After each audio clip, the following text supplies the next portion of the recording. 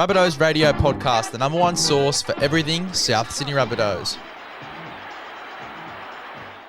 Welcome to another edition of Rabbitohs Radio. My name is Grant Chappell, joined by my loyal co-host and friend, Big Les from Big Les's Rugby League Podcast. What's doing, mate?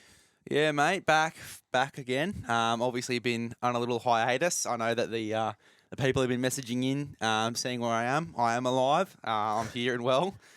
Barely after last night, tell you that for free. Got a win on the weekend as well. Currently 4-0 for the 21s, so that's unreal. That's the Southeastern. Seagulls are playing in the whole, 11 teams right across Sydney. Yeah, I saw 11. Yeah, I think it's 11 teams. It's a good little comp. Most of them Parramatta teams, so a bit of travelling involved, but lucky enough to have another home game next week. Got a home game this week and then another one for Old Boys Day next week as well against Hills District, so should be good. And you beat the Coogee Wombats yesterday with a couple of South players in there, so that was must have been a big win. Huge win. All those Pioneer games, like I never got to experience one playing at Wombats, but obviously playing for Southeastern, and it's a great little home ground. There's a little amphitheatre, you can get there and get really close to the action. Yeah, they're such big games as well though, like and just being, even though I played little minutes, and this is probably the toughest carry I've taken over the past 2 days, just quietly coming in after last night, but I think that, the importance of those games and like just hearing a few of the boys that have been at Southeastern for a while speak and then being out there for the little time that I was, I had a little spy down there, and you had your shirt off. It was pretty cold. Had your shirt off, waving it around with a couple of beers, mate. The shirt was off. The shoulder pads were still on though. Sculling a few beers. Definitely didn't behave myself yesterday and paying the price. All right. That's what park footy's all about. Playing footy with your mates and having a few beers. That's it, mate. And building camaraderie. And then obviously you've done that. You're 4-0, and we'll have to keep a progress report up on Big Les's season. But geez, a big win from the Bunnies this weekend. It's always win. Great when the Rabbits have a win on the weekend, and Big Les has had a win as well. 22 points to 14. So many ebbs and flows in that game. What'd you make of it, mate? It was a great win. A lot of comeback wins this weekend, and we were lucky to have one of them as well. It was definitely a tough first half. Obviously those Brisbane forwards, they just bring it at you and they play huge minutes and they come after you all game. But second half, few big moments, those tackles from Latrell on Payne Haas and then another one on Dean Mariner, that 50-metre field goal. I think that Latrell in that second half proved that if he's fit, you pick him for Origin. I think that there's a lot of people that don't have him in their sides. I think that you've really got to reconsider now after watching that. But far out, he had a good game, didn't he? Oh, he's just special. Some of the things he does and can do. And, he also has moments where he flicks it out over the back and Tass had to go and clean up at the end goal. He has those moments. Or even the pass, we were trying to build for a field goal and he threw this pass along the ground to Tallis Duncan, we dropped it. But everything else he did was just pure class, The couple of strips he had. We'll go through Latrell stuff a bit later. But, you speak about comebacks. The Titans on Friday night, down similar score. They were down, all the points are scored in the first half by Newcastle. The Titans scored all the second half points. Yeah. The Raiders scored all the points in the first half, 20-0. The Dogs came back and scored all their points. Same with the Brisbane game. We were down 14-0. We scored 22 unanswered points. Yep. You don't get too many games like that in the season. You had 3 in a round of rugby league, so it was a good round of rugby league. Now, we'll just start with it. Look, it was a bit of a grindy game early. Yep. We're obviously up against it roster-wise, looking at the Brisbane star-studded team with Carrigan and Payne Haas at the front, your Reynolds, your Hunts, your Cobbos, your Stags, your Rickies, and Peter Coras. They had a strong side. And they were able to get a try through. Ricky was an uncontested kick by us. I think Ben Hunt kicked it across. They were able to go up and loop it, and it was a little bit of to and fro, and Jordan Ricky slid over for that first one. And then the second try was more of a big left to right spread where Reynolds got involved at first receiver, Cobbo with a little tip on, and that explosive speed by Mariner was on display there in that corner. You thought we were going to be up against it then, didn't you? Yeah. Look, those two tries, just the silkiness of the Brisbane attack. Renault just getting into his work. Even Renault coming into the game against his old club after a loss the previous week, you just thought, fuck, Brisbane are going to come after this game. And look, to be honest, I was pretty happy with the first half. To only concede those 14 points. Our D was not so much first tackle D, but scramble D was really good. And yeah, like to only be down 14-0 at half time, I thought was pretty impressive. Like with that side that Brisbane have and how well Coppo's been looking at fullback. It was Like 5 line breaks to nil, I think, at the half time. Our attack wasn't great in the opposition half. I think we looked clunky and I think maybe Jamie Humphries a little rusty coming back from injury. Yeah. A couple of balls hit the deck. Sullivan had a moment he back, he kicked it straight in someone's legs and they took off with it when we had him on the road. But our yardage game was good. Defensively, we scrambled well. We played well as a team.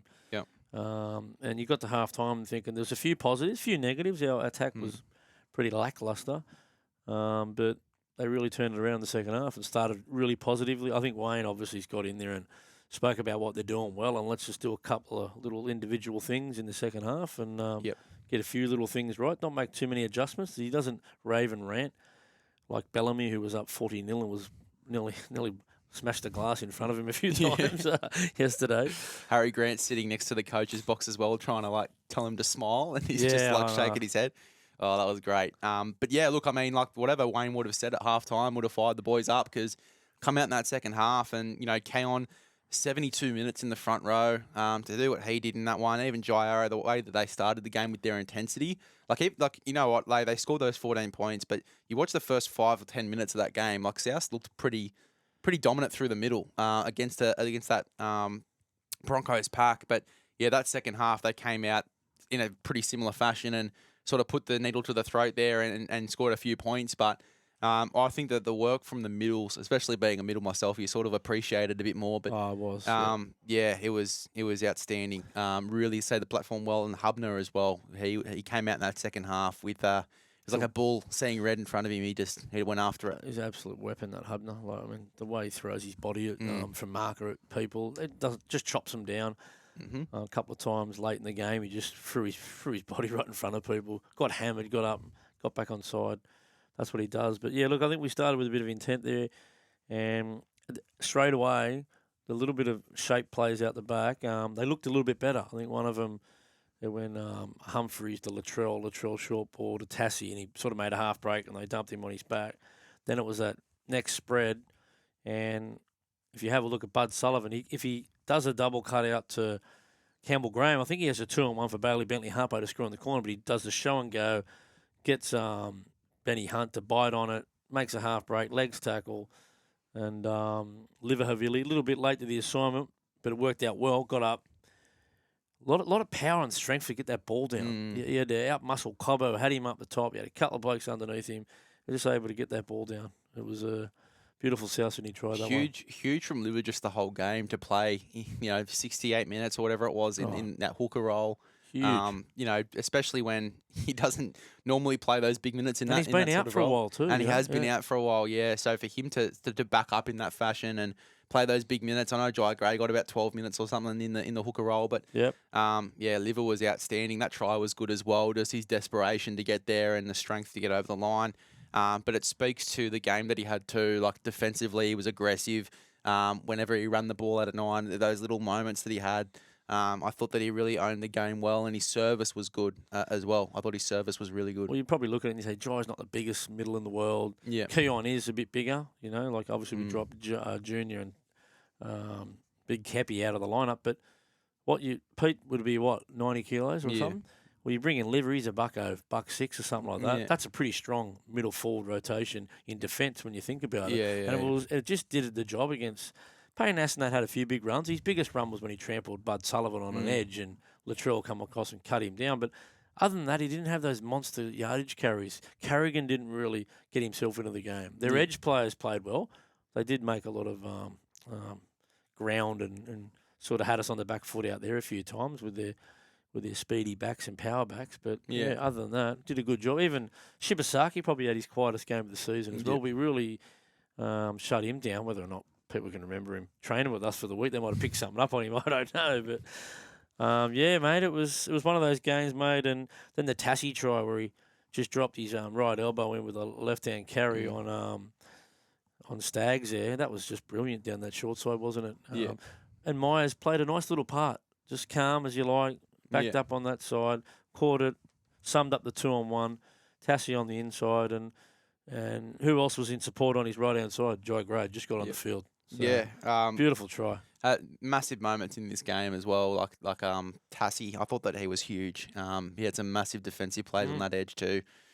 Looked really good out there. Mate, I'll tell you what, Jai Gray, you talk about his game. Look, only played 12 minutes, didn't really run out of dummy half at all. 5 tackles, 0 missed, mate, in the middle. For his size, for him to, arc up in defence, even though the service wasn't great for the time that he was on.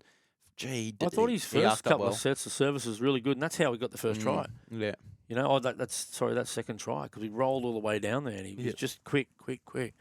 One time he got out of dummy half, but drew and passed at someone. I don't think any. Did we have one dummy half run in 80 minutes? I don't think we did. I think we had two from his liver. Oh, liver, he scored 1-1. Yeah, It wasn't too many out of yardage, was there? So, because that's what Wayne Bennett likes. Yeah, he I loves don't those. think he wanted Damien Cook because he wants a dummy half to get the ball to the playmaker's hands, get the ball to the first receiver. And I think our ruck rolled a little better this week too. Yeah, it did. It just sort of a yardage game. Look, Brisbane obviously made more metres than us, but we weren't that far away. No, not at all. We're only a couple of 100 metres behind. We've had games this year where we've had 800 less run metres than the opposition. Even the last week against the Knights, I think we ran for 1,900 metres last week, but they ran for 2,200. But we're getting there. We're just slowly getting there. We're getting some players back. Yeah. Once those combinations build, will be great. I think that Humphreys as well coming back into a side, especially when Latrell Mitchell's pretty much taken the team on his back with the kicking game and things like that. Like he generally loves to get involved in that last tackle play, and whether it be a bomb, whether it be a short kick, it's usually Latrell Mitchell. At least over the past few weeks since Humphreys has been out, that's stood up. And Humphreys sort of comes back into a side where that's Latrell's assignment on that last tackle play, and he sort of sat back a little bit and let Latrell play that game and be the guy to get involved and have the big moments as well. So in that respect, you rewatch that game from Humphreys. I don't think it was necessarily an off game for him. I just feel like he sort of come back into a side where Latrell Mitchell's that guy and he's not really at the moment that dude to run the team. So I think when he gets that, not confidence back, but when Latrell Mitchell starts to get him, to be that dude in the number 7 and gives him the freedom to do that, I think that we're going to be a real well-oiled machine. I'll tell you what, mate. We seem to talk about him every week, but Stretch and his yardage carries too. He's starting to get that yardage carry game back. It's taking him a while. Do you leave him on the wing? Look, it depends who's coming back and who's not. Like obviously we've got Alex Johnson back this week. One of the wingers may drop out. Who do you drop there? Obviously, he's a left winger, so I think Fletcher Myers played left wing. Bailey Bentley Harpy had 18 carries. Fletcher Myers only had the 9, so probably didn't have that busy night. He was great on the weekend, wasn't he, Bailey Bentley Harpy? Bailey Bentley Harpy is growing before our eyes here now. He looked like a deer in the headlights in his first couple of games, but he was almost. Would you say he was almost our biggest attacking threat in the first half? Yeah, one of them, I think, I think he passed it, but he should have just dummied and gone himself. He may have scored. There was another one where he did a little chip and chase for himself. Look, his yardage carries are getting better all the time, He seems aren't to they? get a lot more confidence week to week with his, just getting into the line and having that first contact. Like over the, first few games when he came into first grade, obviously not being the biggest body as well, you sort of lack that confidence to hit the line. It's very different compared to first grade as well. And, over the weeks as he's, been in the side, he's really gained that confidence to sort of attack the line. So should have had a try assist. Yeah. To be honest. I haven't seen an angle that has his foot out yet. They didn't. Nine only showed it once, and Billy Slater said, "Oh, that's out." But I don't know how Billy seen it was out. I was watching the same view.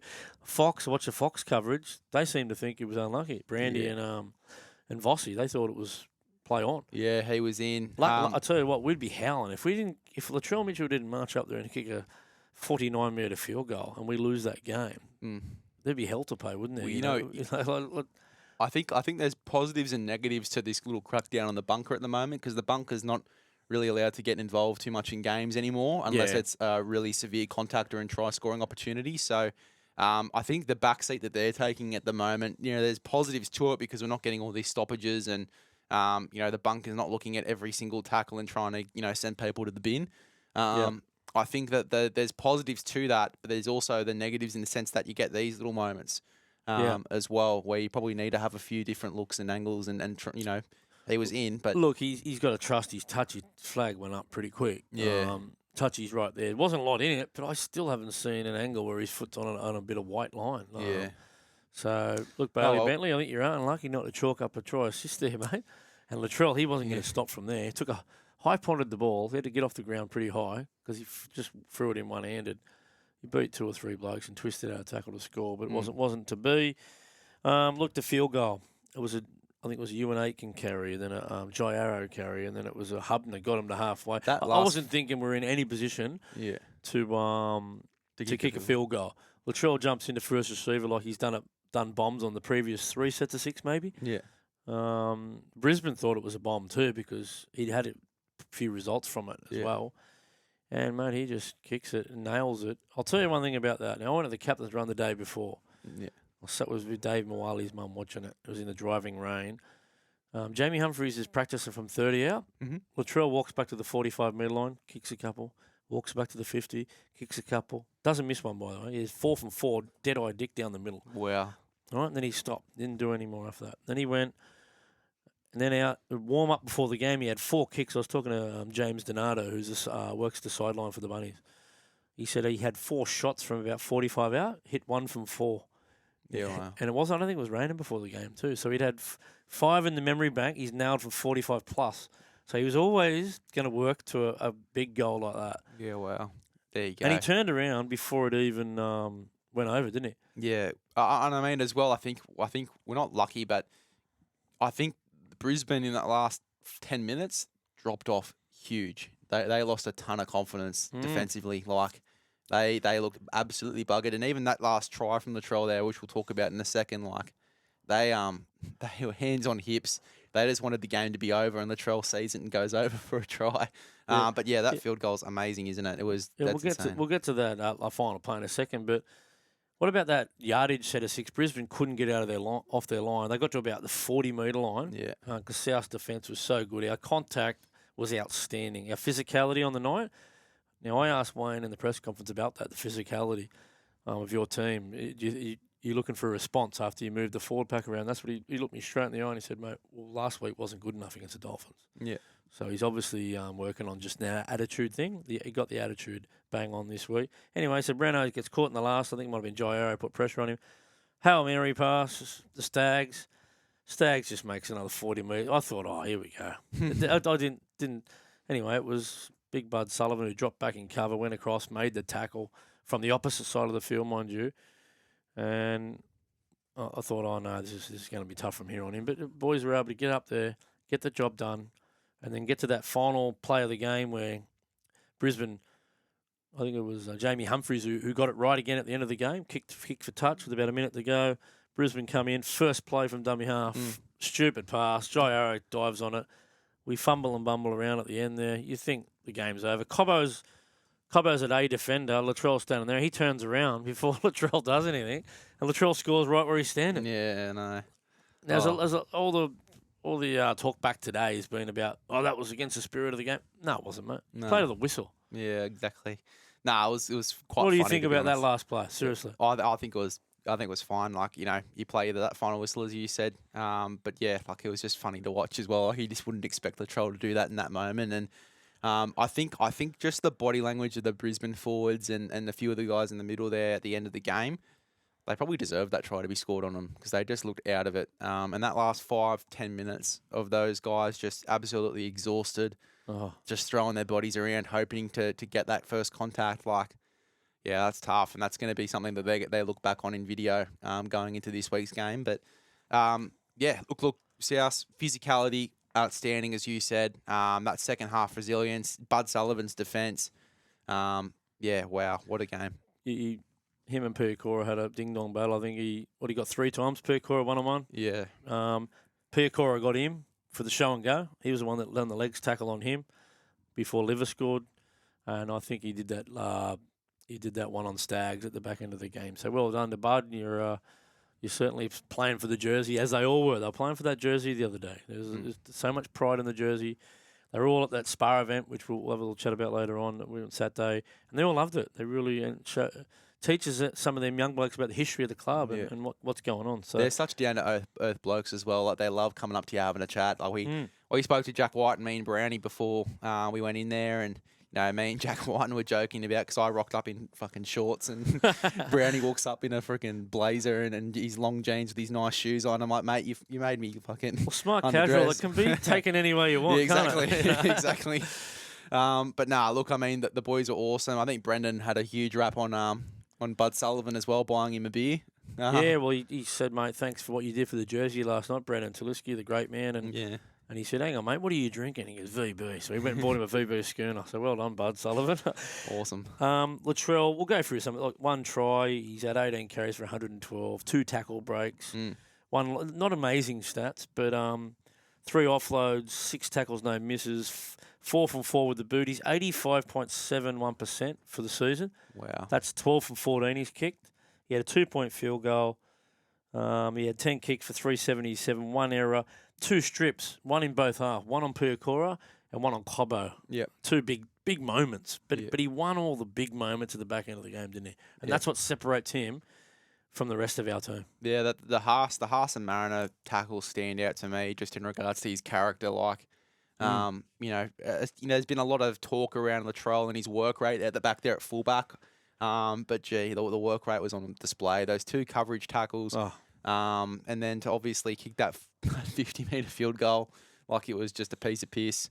And just a few of his other plays as well. Like he had some massive moments in this game, attacking wise as well. Looked good when he carried the ball back. He had a couple of big carries in that first 5 minutes. He meant business from the opening. I'll tell you another one too. I think we just made a tackle, a metre out from the line. Latrell was in that tackle. They played the ball. He was at marker, and he started to run towards the post because he thought they were going to the crossfield kick. Instead, they turned it back to where he was standing before. They did a little kick, and Cobbo come up that knock on, and Latrell happened to be there to put pressure on him to make that knock on. So they're the effort plays that we're after from Latrell.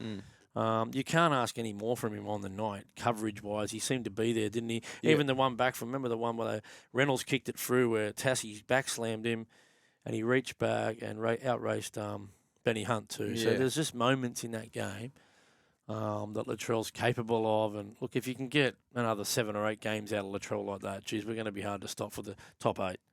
100%. Keen to see what the side looks like as well. We get a few boys back. Alex Johnston's back. We sort of talked about it before. Fletcher Myers probably drops out. Is there anyone else we're still waiting on to come back? Jack Whiten, I'm hearing, could be available after the bye. Yeah. So he was here yesterday. Obviously, Cam Murray revealed a bit of news on stage that he's on track to maybe play late in the season. He had a setback with the infection, but he said his leg feels the best it has since the operation. So that's good signs. And Cam's he just loves it. Yeah. He loves his team. Keon, we'll give a special mention to Keon. 24 for 212 metres, 67 PCMs, 37 tackles, 1 miss. 72 minutes. Holy shit. 72 minutes in the front row. They're all talking about Tyrrell Mo. There's your Tyrrell Mo there at South Sydney, isn't it?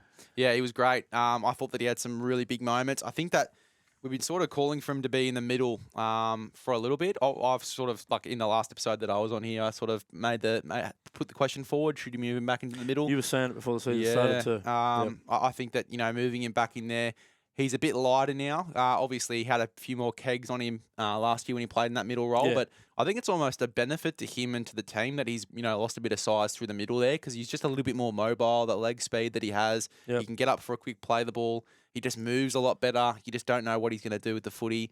A little bit of ball playing as well that he's got. Like, he's dangerous. And then you got Arrow, who's just the absolute weapon and psychopath there through the middle as well. Like, it's a good little combo. And then it allows us to get the big boys on later, which I don't mind too much. Maybe when Totola comes back into the side, you maybe start him up front with Keon and then have an Arrow coming off the bench and being a little bit ballistic there. But I tell you what, like, it's a good little combo, and I don't mind the more mobile pack. I know that Brownie's got some things to say about mobile packs, but I think that on the weekend it sort of proved that this mobile pack can do a lot of wonders for you, especially if you want to gain momentum. Well, your smaller forwards, we've got to give a rap to the hubby, 25, Tallis Duncan, 23, Liam LeBlanc, 20. Liam LeBlanc's first 2 carries got two penalties out of. Yeah.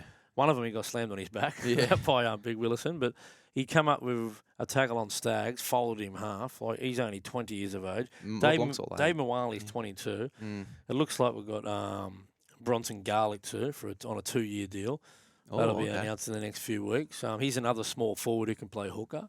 And Yeah. he's only a young boy too. So, look, we've got some real little blokes that are just working their backside off. You did do that. You did well to keep that one from me, mate. Far out. I only just heard about that then. Yeah, well, there you go. So there's a little bit coming through. And How many more secrets are you keeping there, Chaps? Yeah, well, there's a couple of rumours going around at the moment about South Sydney. Look, possibly jumping in the market for a front row, maybe from the UK. Okay. All right. We'll leave that one to you. But Sweet. okay, I'm going to throw a little hypothetical at you. We've got Bud Sullivan and Humphries in the half. We know Cody Walker's probably 3-4 weeks away. Pete's out for a long term. What do we do when Cody Walker comes back? Jai Gray on the bench. We only saw small minutes of that at the moment. We've seen the value of Bud Sullivan. I don't think Humphries is any threat to be dropped. What are you going to do there? I think it's going to be very dependent on what they want to do, kicking wise on last. But also, you know, Humphries is a big body. There's been games where Wayne's thrown him into 13. Like, I think there's even a world where even when Pistol Pete walks back into this side as well, that we see Humphries move into 14, just to come on and play a bit of lock and 9. As I said, it depends on what they want to do on last. I've been pretty critical, though, that I'm a big fan of Humphries in his kicking game, but with Latrell at the moment and the way that he's kicking the ball and just the amount of length that he can get on it, he sort of takes that pressure off you. But it is good to have two options there. Depends what they want to do. But yeah, Bud Sullivan's been good as well. Jai. Bud can kick the ball, but I don't think he's as good as Humphries or Latrell. But he might be better than Cody out of that. Yeah, that's the sort of thing. You know, I'm not taking Cody out though. I think Cody's got to be there. Cody's a bloke who can look 3-on-3 finds an overlap. That's what he does. He's a magician. He waves that wand around. And when South's in a bit better form and he comes back, and I think this time they're going to give him enough time to get ready. Where they've been rushed him back in the past. At his age, he comes back in. I think he makes a big difference to our attack, especially in the opposition half. Yep. I think though, if, you know, what makes the most sense would be to have Humphries and Cody there in the halves, and then I'd go with Jai at 14. And Bud might miss out. I think Bud might be the unlucky one. He's done a great job this year. He's played just about everywhere. I'd throw Bud at 7 in reserve grade or something like that, and just have him playing in the halves there. But good headache to have. It's great depth. It's great depth, and we haven't had that depth in the past. So keen. I think as well, like, depends on what you want to do. Like, you might even throw Jai at 6. Have Jai and Humphries there. Two smaller bodies though. Humphries is good with his defence, so I back that. But just having Jai there to sort of have a bit of a creative swing on that right side. Humphries loves his left, so it makes sense. Jai covers a lot of positions. You know, him on 14. You haven't seen what he can do at 14. He could jump in on the wing, the centre, fullback, 5'8", halfback. He play hooker. Mate, he play anywhere, Jai. So he's a valuable member of that team. Anything else in that game, mate? No, nothing else for me. Keen to see AJ back. And I just want to, even if it isn't next week and they just give him a few weeks to get 100%, I know that when he's come back in the past, he hasn't been 100%, and we've sort of seen that from him, and he always, you know, is out the next week with a similar injury. So I hope that they just let AJ get 100% right, and if he is 100% right, bring him in. If he isn't, I'd probably wait an extra week because we've got the coverage there. Like, as you said, Fletcher Myers played well. Bailey Bentley-Harpe's playing well. Yeah. You know, I'll tell you what, the real headache's going to be when Tyrone Munro walks back in later in the season too.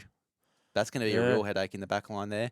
Jack Whiten to come back. Tai Munn, he's an exciting prospect, no doubt about it. You got Hazen Mellors could be ready in 2 weeks as well. Yeah, he had another monster game in the Jersey Flag. Him and Zane have got a good little combo there. Yeah, they got some good young players in that are coming through still. It's the depth is slowly coming through. Look, the Spar event, that was a Players Association event for South Sydney former players, and well done to Steve McDermott and the crew, Sean Garlick for putting on a great day. We had Les come on the Rabbitohs radio table.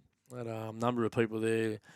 We had Nick Fletcher, his young bloke. Tommy came in. His dad, Mick Fletcher. There's Mick and Nick Fletcher. We had Brendan. We had Fats on the table. Glenn Farrar, my missus and my cousin. Yeah, it was a great afternoon of entertainment, wasn't it? Great to have a yarn with the Fletchers. I was talking to Nick and Mick on the table. They're both absolute legends of blokes, and their story as well. Like, you know, Tommy as well. You know, just coming over from country. I think it was pretty cool just to hear that from them, and they're obviously looking to get a house a little bit closer as well, closer to the action. Obviously, pending what Tommy Fletcher decides to do contract-wise. But, like they've got a great story, really great story. Real country people, aren't yeah, they? Yeah, and such nice people. And Tommy looks like a real good bloke as well. Yeah, he is. He's a big unit. Him and Liam LeBlanc, a good relationship, good friends, and Jai Gray, I think they all live together somewhere. So a couple of good young fellas popping through there. Obviously, it was great to hear from Bill Anderson, our coach from 80 to 82. He was a commentator on Channel 10 for those younger people. He's a bit like the Phil Gould. Used to break down plays. Probably the first person to really break down a play after it happened and stuff like that. Him and Graham Hughes together. It was brilliant. Craig Coleman, always great to listen to Tugger up there on stage. Yeah. So cheeky number 7 himself. Michael Maguire. Hats off to Michael Maguire. He was beaten the night before by the Rabbitohs. Came down to we had we raised $130,000 for kids cancer with the Kids Cancer Project with Owen Finnegan in the morning on these rowers. He came down to that event. I was on that mic. I'd give him a bit of abuse from last night's win. Yeah. He wasn't sure what sort of reception he was going to get. He rang Shannon Donato in the morning, but mate, he got the biggest cheer on the night, didn't he? When he got up on stage and to get presented a coach number. So they've numbered all the coaches in chronological order from the start to the finish. The last one being Ben Hornby. He's coach number 34, and it goes all the way back. Yeah, Arthur Hennessy, I think he was number 2 or 3, the great Rabbitoh himself. So, yeah, it was fantastic. Listen to all the stories and the history and go down and have a couple of beers after it. Yeah, 100%. It was a really, really good day. And as you said, mate, it was good to just sort of hear from those former coaches, especially like for someone like younger like myself, like who doesn't really know the history and things like that. It's sort of good to sit in and listen to a few of these guys break down the game and when they were playing and what the sides looked like. And it was really, really cool to sort of get that inside as well. And then you have that little pamphlet as well with all the coaches in there and their stories. Like, it was a really good day. And then even like that painting of Madge Maguire, how good was that? The drawing.